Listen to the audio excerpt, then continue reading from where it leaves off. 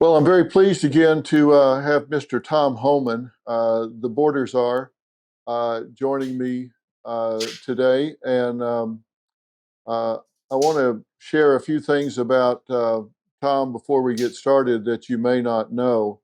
Uh, Tom is anything but a bureaucrat. He is one of those people that has done the jobs that he's now in charge of. He has not he's one of those people that doesn't ask anybody that he's now responsible for to do anything that he hasn't done. He's done these jobs. He's been on the street. He's interacted with immigrants that have come across the border legally, illegally.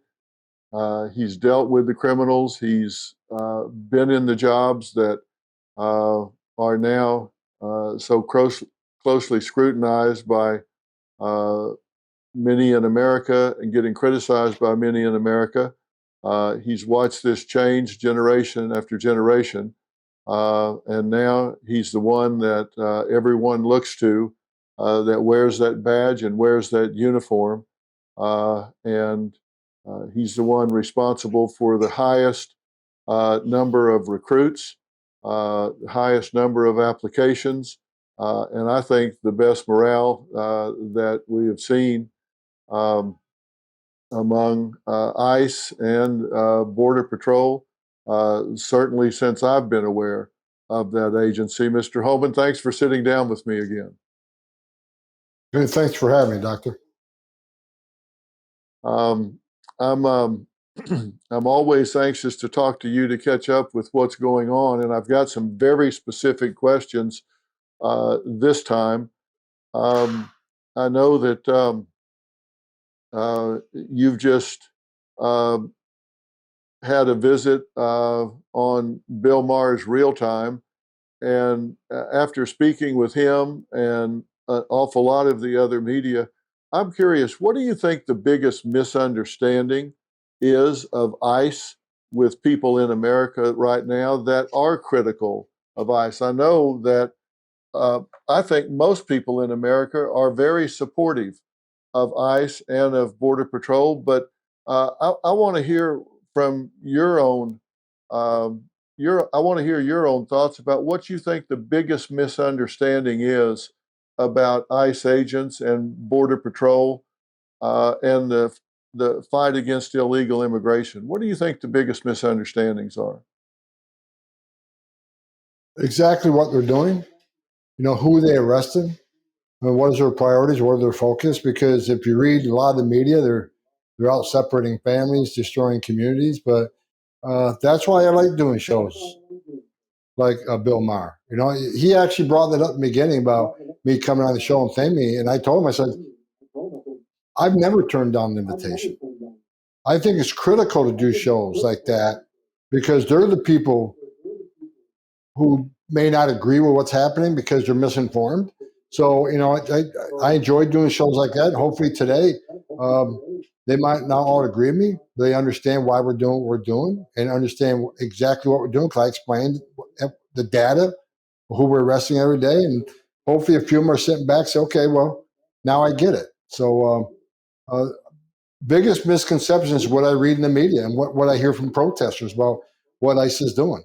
They don't have the facts, and I wish we're trying to educate them. But I would think the majority of the protesters, if they actually went to the ICE website and see exactly what ICE is doing, a lot of them will go home because they're just misinformed. And that's why I have never hesitated to be on your show because you're helping to inform. You haven't picked a side, in my opinion. You're reporting the facts. That's why I enjoy interviewing with you because you help push the facts out. And if people still want to hate us, then hate us. But hate us based on the facts, right? So I appreciate what you're doing, and I've interviewed you many times, and I appreciate you helping get facts out there. Well, it is the facts, and if we had uh, if we had examples and incidences of border guards that were being abusive, if some of the early stories that we saw during the presidential campaign of border guards on horses that were whipping um, illegal immigrants. If that had been true, I would have reported on that. And now, as I've gotten to know you, you wouldn't have tolerated that for 1 minute. But we did our own independent investigation of that and could not find one single example of that being true. If something like that had been true, what would have been your reaction to that? Well, look, I was a director of ICE. I've been in management many years, and unfortunately, part of my job is I've disciplined people, I've fired people. So, the message has to be, and I tell every agent this, one bad action by one agent damages the reputation of the entire agency. So we don't tolerate it. I don't tolerate it. And like I said, one of the worst part of my jobs were, sending people home, firing them, and ending their career with ICE or Border Czar if they step over that line. We don't tolerate it. We got enough misunderstanding and hate for what we do. We don't need to feed that. So we got to make sure we're above grade. And we always say we're held at a higher standard because the public's eye is on us, and that's what we maintain. So I watched that same video, the horse story, and I seen it, and I took me 5 seconds to say they didn't do anything wrong. They followed policy. Even the horses performed exactly how they were trained. So all the allegations coming out, like we're deporting U.S. citizen children, for God's sake, never deport a U.S. citizen child. So we got to constantly push back on this misinformation, because that's what feeds the hateful rhetoric. Is these media stories that are just stone cold, inaccurate, made up. So I spend a lot of time on media trying to set the record straight. Do you think let's use Bill Maher as an example, and I know Bill, I consider him a friend. We don't agree on everything, but he is willing to debate. Do you think you made any headway with him? Yes, I do. I spent 40 years studying people. I think he was listening to my responses. Again, I've been interviewed so many times. Some of the interviews, they don't even listen to responses. They got the next question already go, right? He actually was absorbing and responding to my responses. So, yeah, I think he did, because I explained to him that, you and I discussed many times, illegal immigration is not a victimless crime. You got to understand, when you feed this and say, well, it's just illegal immigration, you shouldn't be arresting people just for being here illegally, it causes all these other bad things to happen when you overwhelm the border patrol. These people keep coming to this country illegally because they think there's no consequences. That's when the children die crossing the border. That's when women get sexually assaulted. That's when the drugs come across, killing Americans. That's when sex trafficking skyrockets. I think he understood it, that you may not look at what ICE is doing as being humane, but when you actually look at the consequence of illegal immigration, sending a message across the world, it's not safe to take that journey, it is humane. So hopefully I got him to think about it. I know the audience, I didn't expect an applause on a few of my comments, but I did. I think I won some of the audience over, because I think they understood, and we got to do more of it. And we just got to keep out there. And, if we got something bad, I'm the first one to admit it. We made a mistake. We got to change that. But a lot of the media is just inaccurate. And I don't think it's by accident. I think it's on purpose. I think they don't want President Trump to get a win, and having the most secure border in my lifetime is a win, and removing public safety threats from the community is a win. Our success, the more success we have, shows the more failure of the Biden administration. They don't want that. Homeowners, when's the last time you checked on your home title? If your answer is never, then this is for you. Scammers are stealing titles, and your equity is the target. Criminals forge your signature, and just like that, your home title can be transferred out of your name. That's why I partnered with Home Title Lock, so you can find out today if you're already a victim. Use my promo code Phil at HometitleLock.com, and you'll get a free title history report. Plus, you'll get a free trial of their $1 million triple lock protection. That's 24/7 monitoring of your title. Urgent alerts to any changes, and if fraud does happen, they'll spend up to $1 million to fix it. That's HometitleLock.com, promo code Phil.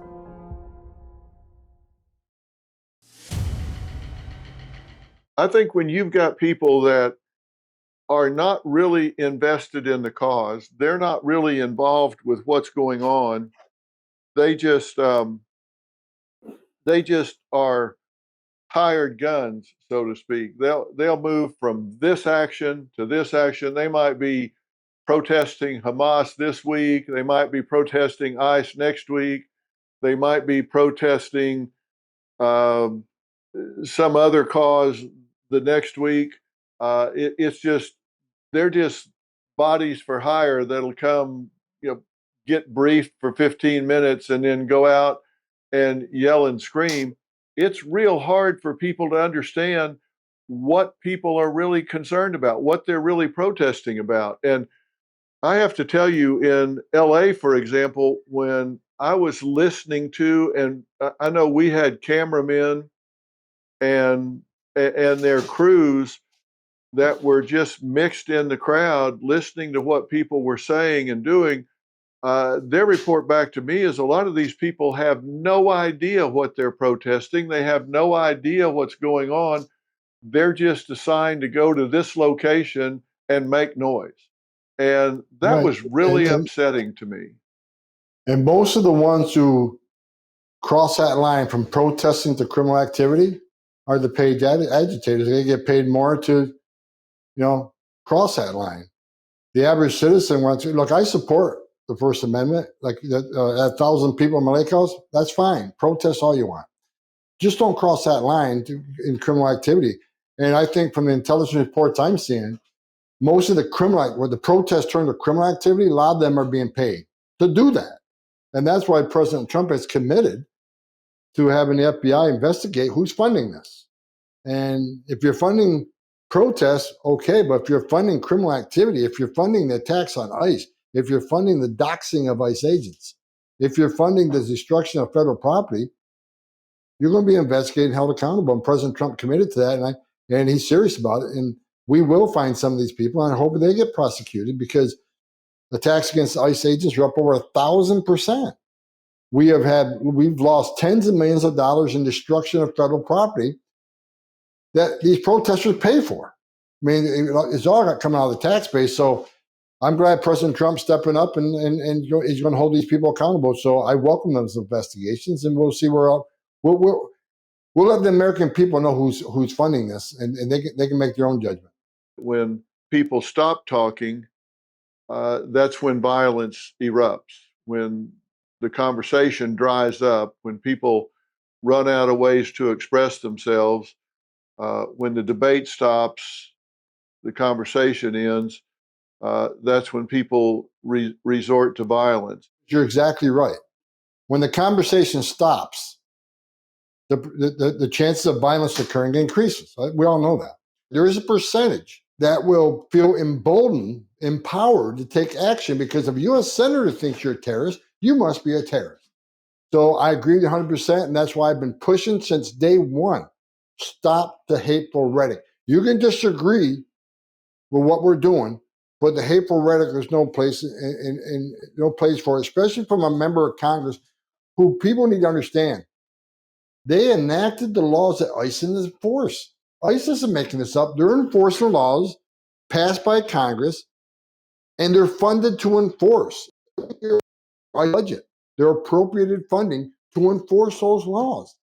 So the Congress who wrote the law, funded ICE to do it, call them terrorists. So I've said many times, if ICE are terrorists enforcing the law that you wrote, what's that make you? You wrote it.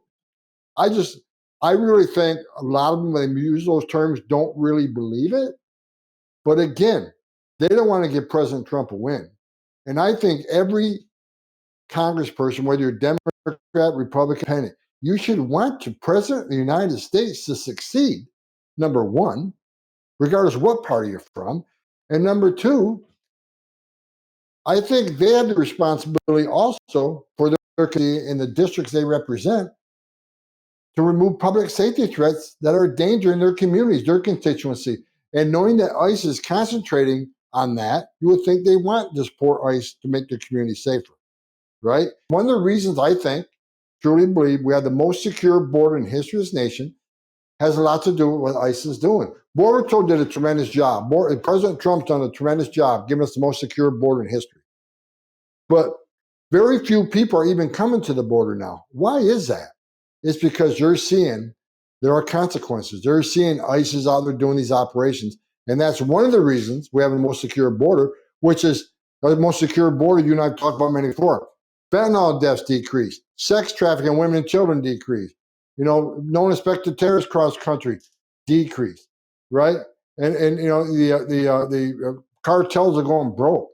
So all this are positive, but that story's just not getting out. And that's why, with your help, we get the story out. This is why it's so meaningful for ICE to do their job. That's the thing. If people, and of course, among that other 30% are just those collaterals you're talking about.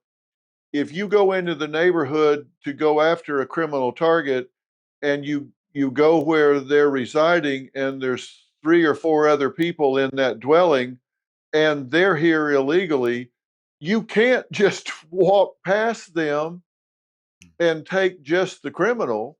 When you go in there, you're going to check who else is in the dwelling, and if they're in the country illegally, they're going too, right? The politicians want less collateral arrest. It's simple. Let us in the jail. Let us in the jail, and you will see that number of collateral arrests decrease. I'm telling you, I've evaluated this, and it seems to me that sanctuary city mayors and sanctuary state governors and city councils are probably more directly responsible for more collateral arrest and deportations than anybody else in the United States, because they're forcing ICE agents into the communities when they could simply just go to the jail, get the target, and leave. And also now in the communities, they force us on a work site. We can't arrest a bad guy in the community, then we'll arrest them. They're all working. Well, most of them are working. We'll find them at the work site. So again, sanctuary cities are sanctuary for criminals. If you want the percentage of arrests to be higher with criminals, then let us into jail. It's simple. Yeah. Well, the thing that I want people to think when they think about, be critical thinkers. When they hear us talking about this and they hear us talking about these ICE agents, these border guards who don't have any legislative power or responsibility whatsoever. They don't make the laws. It's just like traffic cops don't set the speed limit. Meter maids don't set the parking laws. No, none of the actual enforcement agents, whether they're federal drug agents, whether they're ICE agents, whether they're border guards, whatever, none of these individuals have any lawmaking power. They have no legislative power. And when you start seeing these agents and calling them terrorists, Nazis, racists, Gestapos, fascists, what happens psychologically is you dehumanize those people. You stop regarding them as moms and dads, men and women. You stop regarding them as fellow citizens in your community. You stop thinking about them as someone that goes to your church or has children in your school along with your kids. When you start labeling them as Nazis and Gestapo, you dehumanize them, and it's easier for you to justify acts of violence against them. It's easier for you to justify being so violent against them, so prejudiced against them, so biased against them, and it justifies all of those actions. And so I just plead with people, stop and think about who's wearing that uniform, who's behind that badge. And I promise you, they're just like you. They have hopes and dreams just like you. They're proud of their little kid that's at a dance recital or at a baseball game. they're worried about their mom who's aging and getting sick. They have all the issues you do.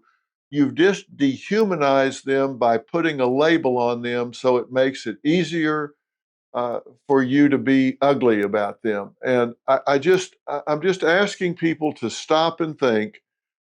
These are people that just took a job just like you did. It's just a different job. And if we can just get people to slow down and think critically, I think we can get people to stop doing this.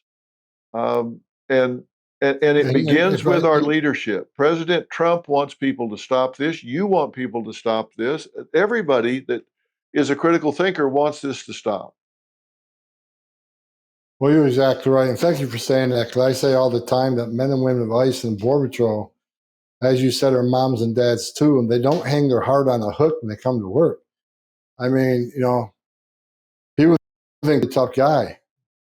But I've had my moments where I broke down some of the things I've seen, and I've actually had to go get help one time because I couldn't sleep at night because of the tragedy I was involved with. And to this day, I was talking to my chief of staff today. There's still some nights where I have nightmares about some of the things I saw. So you see things you can never forget, and so I broke down in front of my wife. I broke down in front of people that when I try to sell some. I'm better now, but when I used to tell the story about 19 dead people in tractor trailer, I couldn't get through it without breaking down. I can do it now, but it strongly affected me. And the men and women at Border Patrol, for instance, I was a Border Patrol agent. I've been down there a long time ago, and I've been down the last few years. So thank you for saying that. If anybody listens to this interview, if you want to take anything home and remember what was said, men and women who carry that badge and gun are moms and dads and people too. And they've seen a lot of tragedy in their life that they're going to take home every night and live with every night. Trust me, I do. We got to remember the majority of Border Patrol agents are from Hispanic background.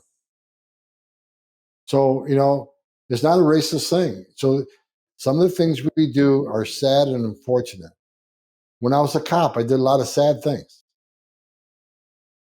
But they do it because they have to enforce law. There has to be consequences, because consequences, if you don't address bad behavior, the bad behavior is not going to change. So this is going to be a great career, but don't misunderstand. These men and women see a lot of terrible things that they're going to live with the rest of their life. Things that I could spend 2 days with you telling you the terrible things I've seen that I'll never forget, never unsee, which made the man I am today. My 41 years doing this job made the person I am today. And if people wore my shoes for that 41 years, most would understand me. And they'd understand why this is so important, why this fight's so important. But I appreciate you asked that question, because you're exactly right. Men and women at ICE, men and women Border Patrol, they're very fine people. They're moms and dads, and they have big hearts too. Well, I've talked to them and I've seen them, and I watched you that day take that time with that young man, and he was a different young man after you took that time with him. I don't know if he knew who he was talking to or not until until it was over, but it changed him and made his day a whole lot better. And I see it all the time. I see it downstream, and they watch you as their leader, and they figure if um, if you do it, then that by example, they do it. And I believe uh, if they see it, up the food chain, then they know, hey, listen, it's okay. And um, if you're too big to serve, then you're too small to lead. And The best one thing I learned is that because you're not too big to serve. look, leadership is about setting the example.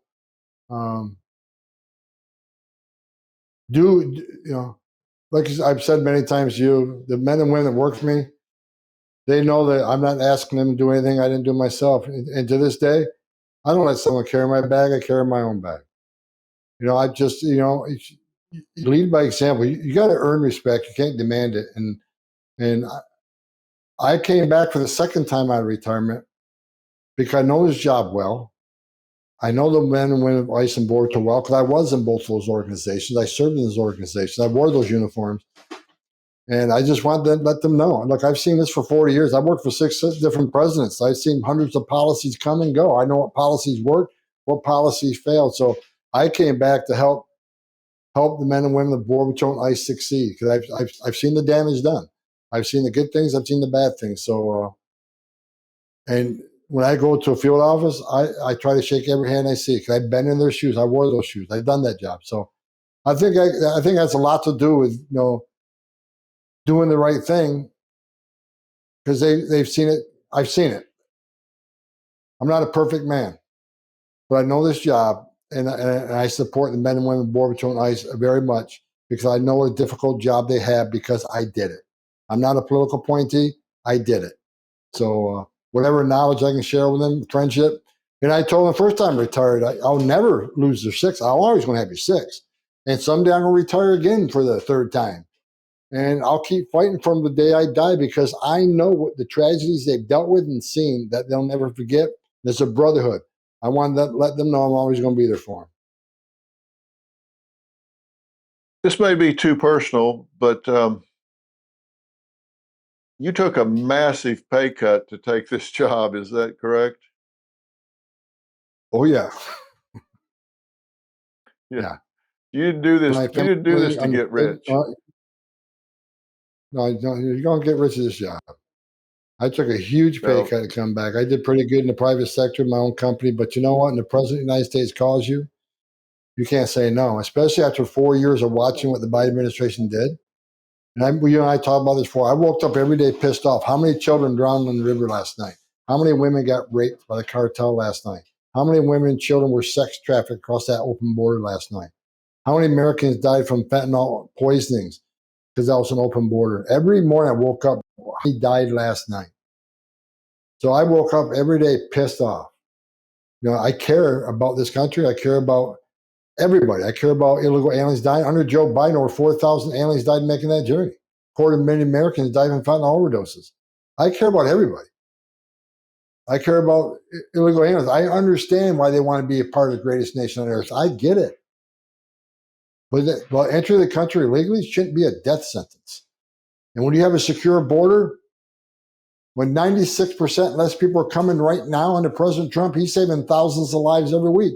How many people aren't dying making that journey? How many women aren't being raped?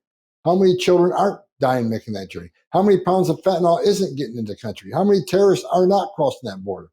President Trump's policies are saving thousands of lives every week. I'm just proud to be a part of it. Well, those are policies that are working faster than even could be hoped at the time. We'll keep our shoulder to the wheel together and make progress. President Trump has got he's got a vision, and the course is clear, and we'll continue to work with him in getting this done. So thank you for talking to me again, and we'll be together soon working on this further. So Tom, thank you for the time, and we'll talk again soon. Thanks for having me, Dr. Phil. I appreciate it.